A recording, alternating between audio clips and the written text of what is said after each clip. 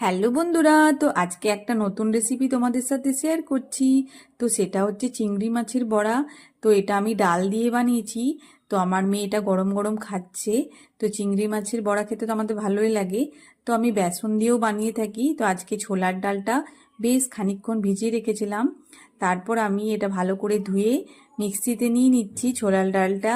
তো এটা মুসুরির ডাল দিয়েও হতে পারে, মুসুরির ডাল দিয়েও ভালো লাগে। তো কুচো চিংড়ি নিয়ে নিচ্ছি।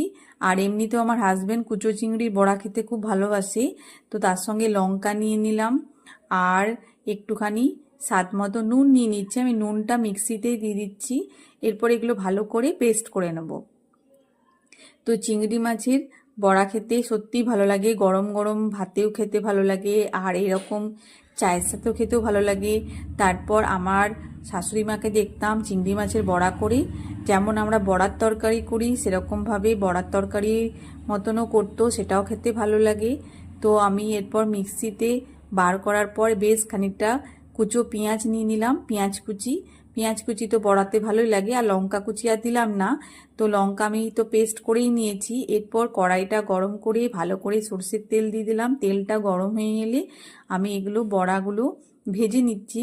তো যেমন করে আমরা বড়া ভাজি সেরকম করে। আর আমি এখানে কোনো খাবার সোডা ইউজ করিনি, কারণ চিংড়ি মাছের বড়া এমনিতেই খুবই নরম হয়।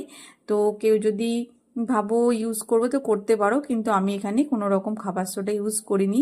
এমনিতেই চিংড়ি মাছের বড়া খুবই নরম হয়। আর গরম গরম খেতে তো খুবই ভালো লাগে, ঠান্ডা ওয়েদারে এটা চায়ের সাথে খেতেও ভালো লাগবে। হ্যাঁ, তো আমার হাজবেন্ড খেতে খুব ভালোবাসে।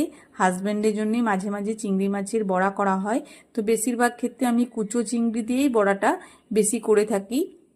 তো দেখো এই বড়াগুলো কত সুন্দর হয়েছে। আর এটা খেতে সত্যি খুব ভালো লাগে। যারা খেয়েছো তারা তো জানোই, আর যারা খাওনি তারা একবার করবে। তো বেসন দিয়ে তো আমরা করেই থাকি, তো ডাল দিয়ে করে দেখবে, ডাল দিয়েও খেতে কিন্তু খুব ভালো লাগে আর খুব সুন্দর হয় আর খুবই সফট হয়। আমি তোমাদের দেখাচ্ছি একটা ভেঙে, যে এতটাই এটা নরম হয়, তুলতুলে হয়।